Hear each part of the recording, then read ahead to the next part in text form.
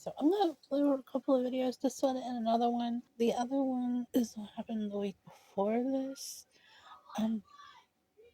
My nephews are in the living room wrestling. It's funny because I remember growing up with my sisters and we would play Barbies, but we would spend most of the time dressing the Barbies, actually playing with the Barbies, making them interact with each other. The boys spent like 10 minutes doing the wrestling intros, where they like announce them. Because they could decide what name or weight or height they want their persona to be. Anyway, last week I had an appointment. My company that was transporting me was one I've had before, and they didn't have just not the safest drivers. It's just they this guy was like, for one thing, just like weaving in and out of the cars, and it was raining. And they tend to do this thing where they will slam on the brakes at any given moment. I had one guy like a while back from the same company who just he would kept slamming on the brakes to the point where I had slid to the edge of my chair. Okay, so he picks me up, and it's a nice vehicle. It's got heat, which was great because it was so cold that morning. I don't think he picked me up late. Pretty sure it was on time picking me up. And the vehicle had one of those lifts like that. Instead of like one that they like pull out, like a manual one, and you drive up into the vehicle. So it was a nice vehicle. So we get on the vehicle fine, and we head out. And there's like this plastic partition behind him, which a lot of the vehicles have nowadays, and it's the least nice thing on the vehicle. It's a mess. It needs replaced. It's probably been up there the entire pandemic. It's just like it's torn in one section. And on it, they have like these two posters. One explaining how to properly wear a mask, because this transportation company, still requires it. None of the other ones do. And then right next to it is how to properly cover your mouth when you sneeze or cough. I tried to nod off because I had to get up very early for that appointment. And I only had like 5 hours of sleep because I ended up having to get up in the middle of the night. And it's hard for me to fall asleep. It's raining, it's cold, and he starts driving along. It's fine. After a while, I nod off, and I end up being jolted awake because he slams on his brakes. So I stay awake for a while. I'm listening to my music.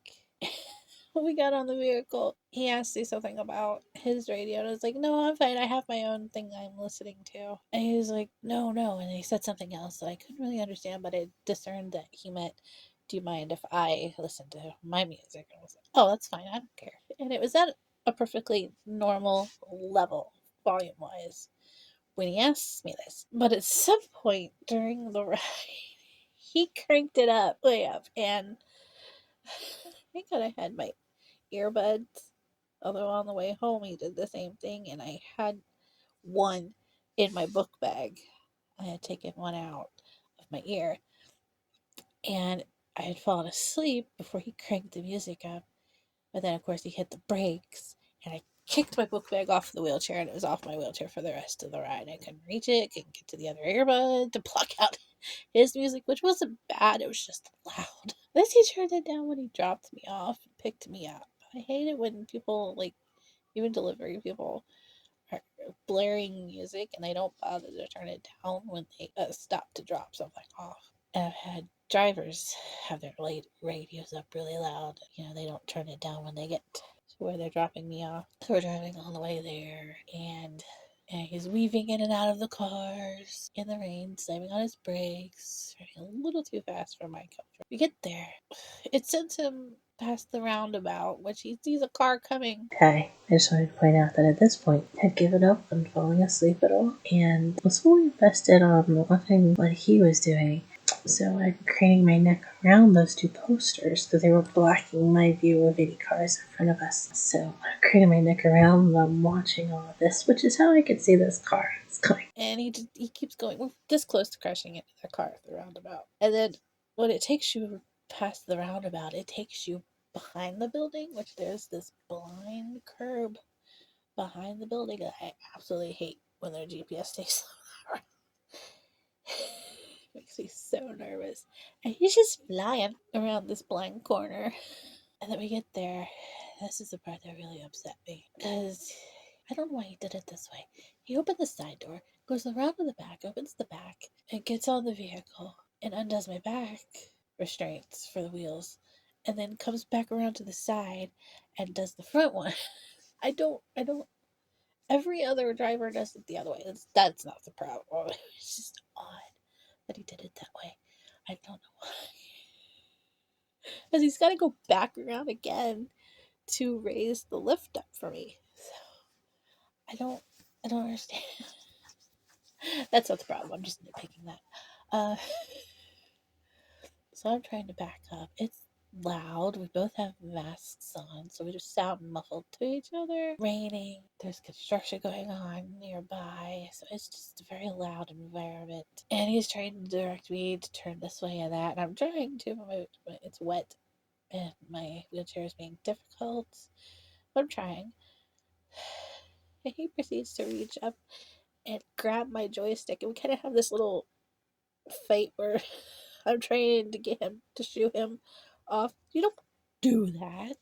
You know, it's like, no, it's okay. I'm like, no, it's not. It went better on the ride home as it wasn't raining cats and dogs at that point. It was just cold. So when I got home and he raised for the lift for me, I could see more clearly what I was doing. And I was focused better. It was just a better situation. I was so upset at that whole thing. I felt like I was gonna cry. I know it was a stupid reaction, but that's how I reacted in that moment. So I just wanted to get inside and get on the elevator and like cry for a second before I got up to my floor. But of course, somebody got on with me, so I couldn't. I had to get to the waiting area and just breathe through the situation. It was very upsetting. I did not like it because I'm up in the air at that point when the ramp is up in the air. He grabbed it and pushed me full force forward. I keep my speed up because I can control it. You don't have to keep the speed down to control the speed. It just depends on how lightly you're holding onto the joystick. Well, he just like pushed it full force forward, and I went forward into the side of the ramp thingy. I don't know how to explain it. I'll have to like put a picture up. It hurt myself or anything, but it was upsetting. At that point, we're having the hand war. No, get off.